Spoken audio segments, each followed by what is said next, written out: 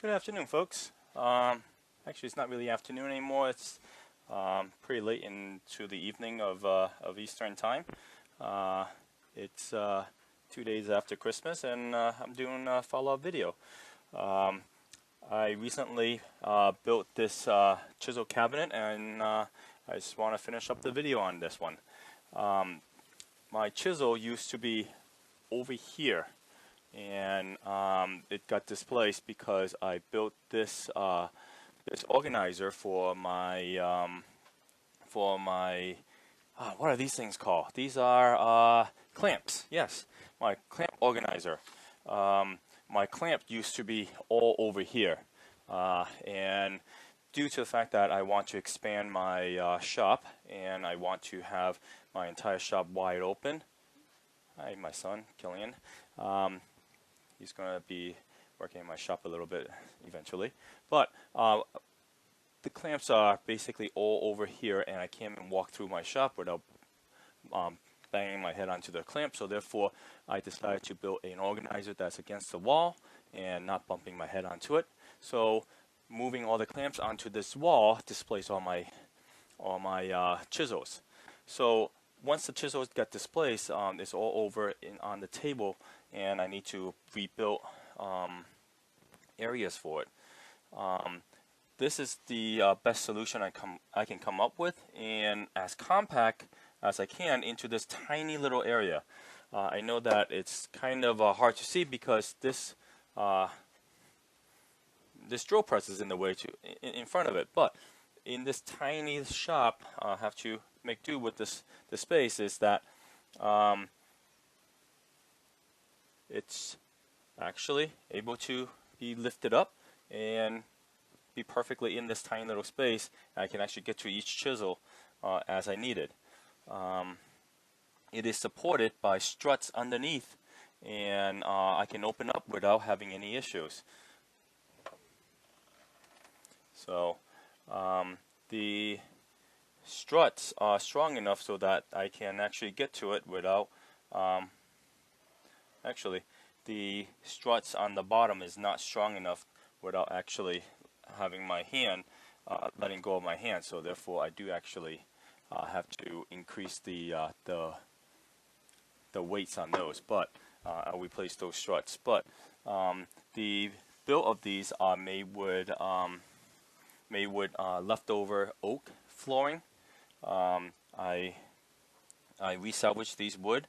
The back panel are scrap wood that I have, and also the bottom of here is made with pine scrap. So without further ado, I'll show the video on how to make these.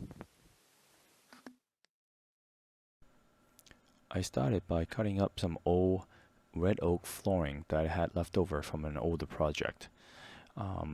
Continue by trimming up the side and dimensioning to the size I wanted. The next thing I did was cut a piece of cedar into 3 pieces. After cutting all the pieces to their dimension, I then hand plane them and continue by sanding them.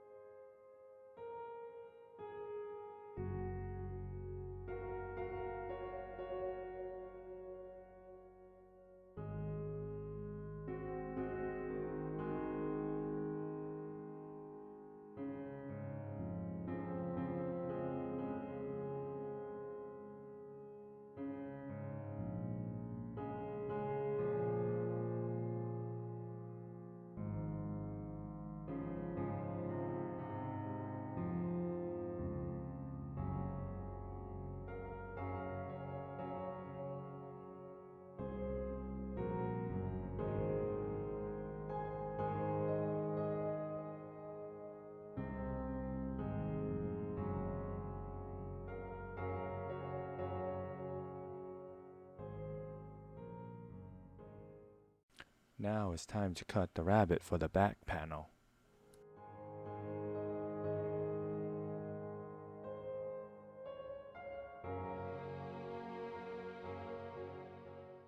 The bottom panel needs a relief cut in order to fit up into the side panel easily. So here I am using the square to measure out the depth of the two sides, and using the router plane to take out the excess.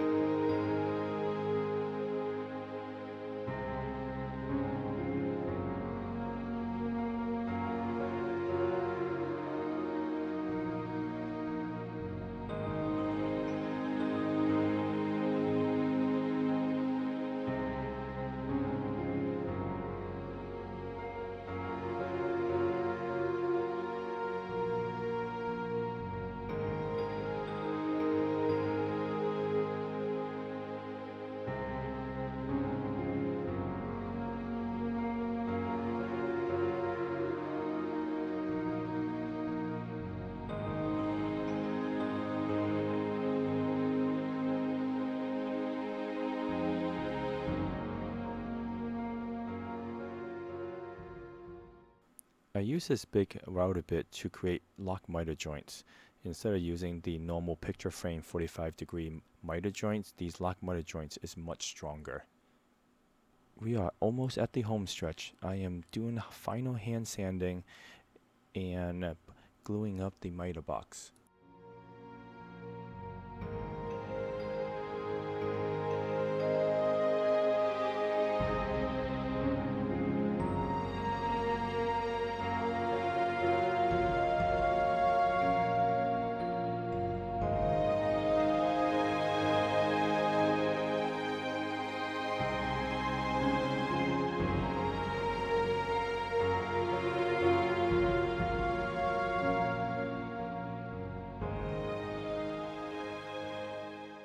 I purposely overcut the back panel so that I can do incremental cut, slowly creeping up to the size for the back of the box. I made a last minute decision change. After lining up these chisels and placing them where they belong, two of these boxes seems like I can have more than one shelf. So two of the boxes I actually converted into two shelves. So I am actually putting in a divider and having more than one shelf.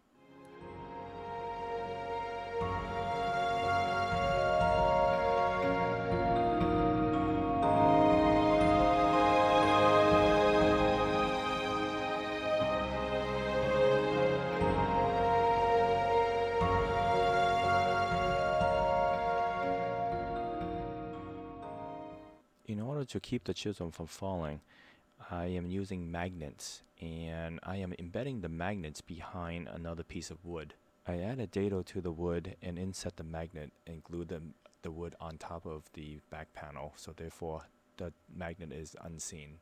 Finally, the last thing to do is organize the chisel, glue the magnet, assemble the divider, and also assemble the box and hang the box onto the wall.